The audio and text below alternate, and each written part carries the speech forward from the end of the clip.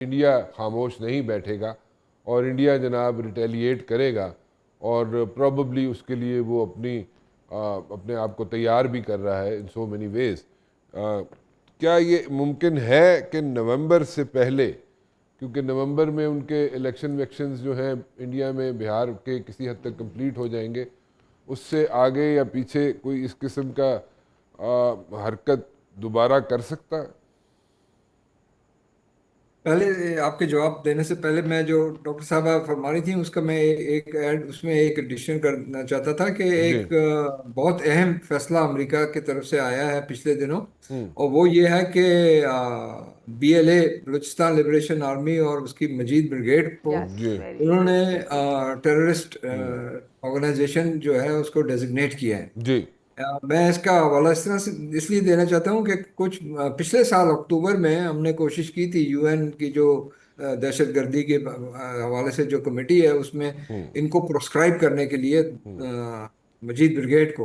हम्म। और वहाँ पर हिंदुस्तान के कहने पर अमेरिका, फ्रांस और बरतानिया ने उस पर टेक्निकल वजूहात के बिना पर उस पर होल्ड रखा था। ठीक। तो ये मेरे ख्याल में, ये लोगों ने ज़्यादा शायद इतना नोटिस नहीं किया होगा, लेकिन ये मेरे ख्याल में एक ये बहुत बड़ा कदम लिया अमेरिका ने। हम्म। और इसकी वजह से जो हिंदुस्तान BLA को, मजीद ब्रिगेड को दहशतगर्दी हमारे खिलाफ फैला रहा है, और उसको मुझे ख्याल है काफ़ी नुकसान पहुंचेगा और हिंदुस्तान को मोहतात हो जाना पड़ेगा इसके बारे में। तो ये ठीक। जहां तक आप अगले नवंबर तक हो सकता है इसकी,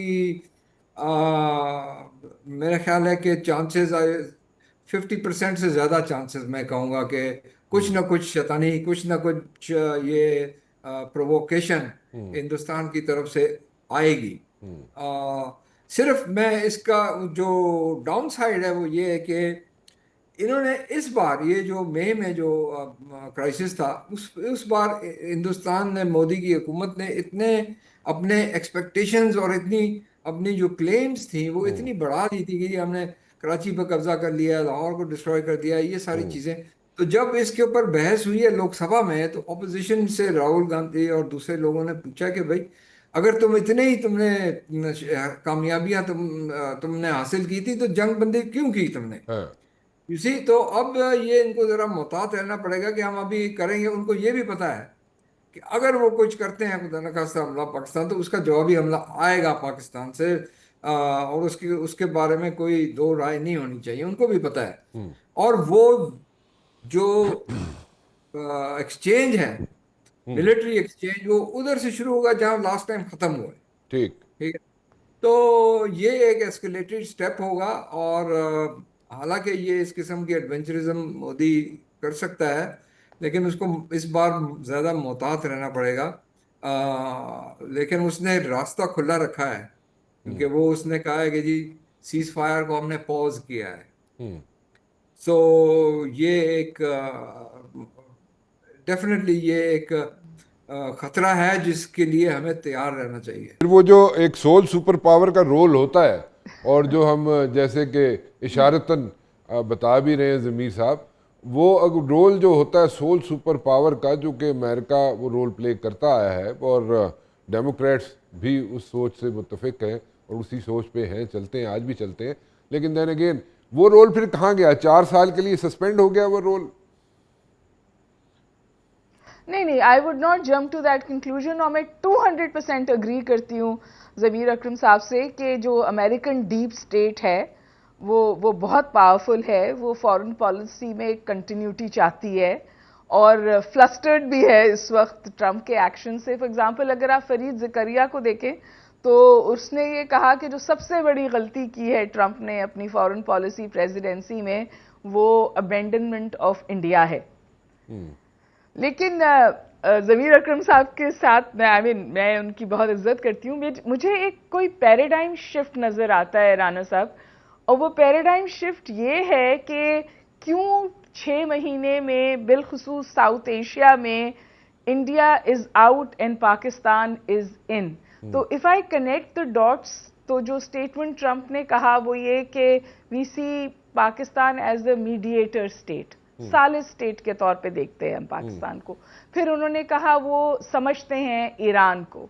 फिर उन्होंने एक टेलीफोनिक कॉन्वर्सेशन की चाइनीज प्रेसिडेंट के साथ, जहां उन्होंने ताइवान पर रिस्ट्रेंट की बात की, और चाइनीज ने भी कहा कि we are a very restraint state, हम बहुत साबर मुल्क हैं, हम इंतजार कर सकते हैं।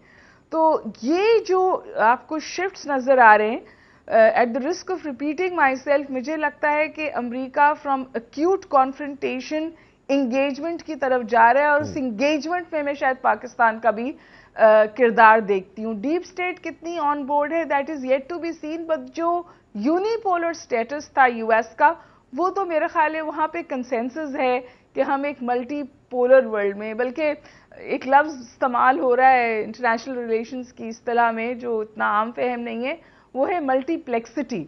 अब जो दुनिया है वो मल्टीप्लेक्सिटी वाली दुनिया है, जहां जिसकी जरूरत होगी उससे दोस्तियां बनेंगी, पुटिंग इट वेरी सिंपली।